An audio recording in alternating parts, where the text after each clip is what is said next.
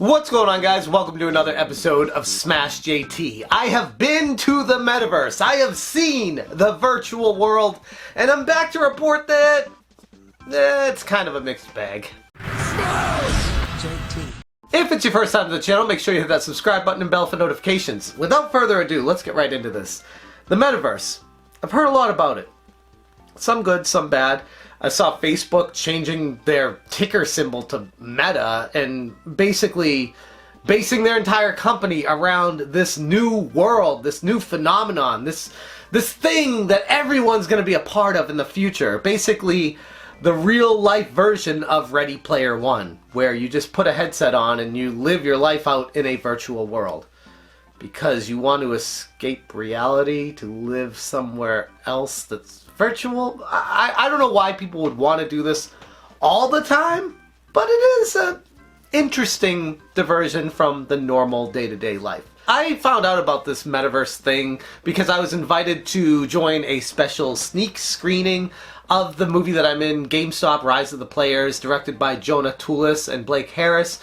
They extended the invite to me and the other people that are profiled in the documentary to answer questions to the press and experience this new world, you know, that was basically created from scratch for us to watch the movie in. And I was like, okay, I'll bite. I've never had a reason to enter the Metaverse previously, and I feel like this is as good as any, so I'll take the dive. So I logged on, and the company that created it, I believe, is called Spatial.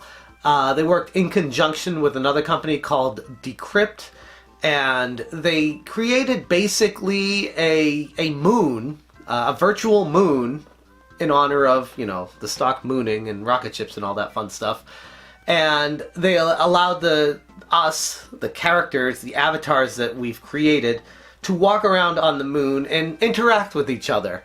And I created my character by taking a screenshot of my face, and then it would automatically like slap that onto a virtual head, and you could just kind of walk around top only. There was no legs. So your top half would just kind of be floating around, moving around on the surface of the moon, which was kind of weird.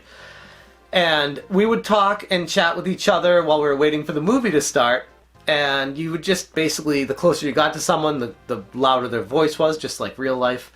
And you could interact with a bunch of different objects in the area. There was a place to get your picture taken with an astronaut helmet on. And there was a whole bunch of stuff to do while you were waiting for the movie to start.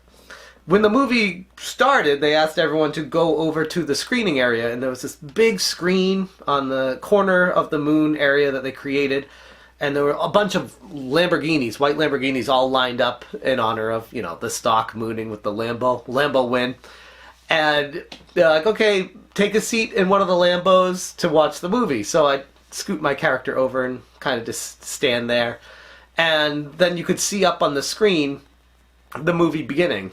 And you could click a button to make it like partially full screen, but not full screen. I didn't know all the button combinations or anything like that, so I watched the movie in like a partial full screen format where it was like a quarter of the screen was like surrounding of where I was, and then you could just see the movie in the middle of all of that.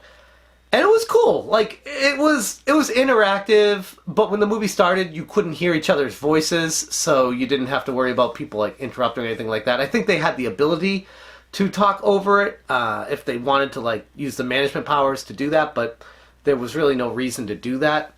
Except for one part where they decided to restart the movie because it was glitching a bit. And it was stuttering, and the streaming was not ideal. And this is where I get the part where I was talking about it was a mixed bag. Because I see the potential for this, but it's not quite there. The movie was a little bit hiccupy. And by a little bit, I think I'm being generous. It was freezing up a lot throughout the whole thing. The audio was fine, but the movie was a little bit laggy, freezy, choppy. And I was thinking it was my internet connection, but then the people running it said they were going to try to restart it because they're having some streaming issues with it. And they restarted it, and it was kind of like the same problem. So I knew it wasn't my internet connection at that point. I was like, okay, this is affecting everybody. But then, I mean, it was fine because you could hear it was a documentary. It wasn't like this intense action movie that you need to see all the scenes and everything that was happening. It was fine for what it was. But for this to go full-blown, like, mainstream, everybody doing it, it has to work flawlessly. And at this juncture, it just isn't there yet. I don't know if that's because there were too many people in the room and it was streaming to too many people at once, or I don't know how the back end of this all works, but there was definitely some issues with that. After the movie was over, we could get out of the Lambo and walk over to a cliff on the moon, and we were just kind of like hanging out, chatting, answering questions from people that were curious about specific aspects of our lives, how we got to where we were, stuff like that, and just checking up on where we're at, where we've been, what's changed since this movie, and that kind of stuff. The first time, and what were your thoughts upon watching it? Yeah, I don't know what I was expecting. I was just super excited. So I think it was, I think we all, I think all of us involved picked the perfect people to tell our story to. I thought Jonah did a fantastic job, and yeah, it was really neat, seeing it on the big screen. My kids really got a kick out of it, so that was pretty fun. And then we said our goodbyes and logged off. That was my initial experience in the Metaverse. It was fun.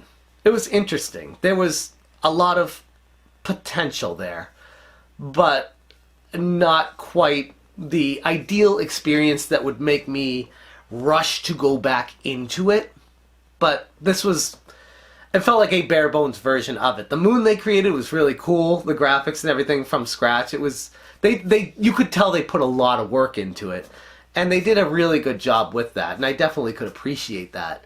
But as far as the functionality of it, they got a little ways to go with it. I don't know if that was just our situation or the entire Metaverse streaming problems or whatever it came down to, but there was definitely some sort of disconnect with the quality of the image and stuff like that.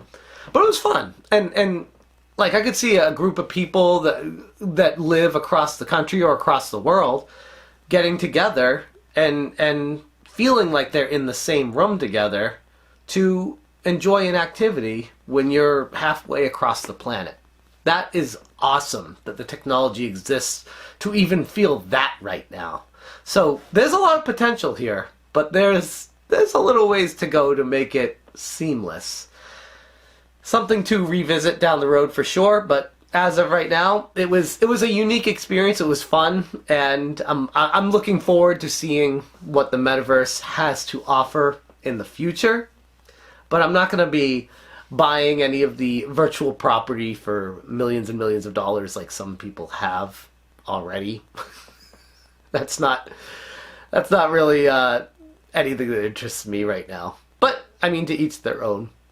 Anyways, I just wanted to share with you my experience in the Metaverse, watching the GameStop Rise of the Players movie, out now for rent or purchase on all major platforms, and will be streaming eventually. I don't know where, the details like that.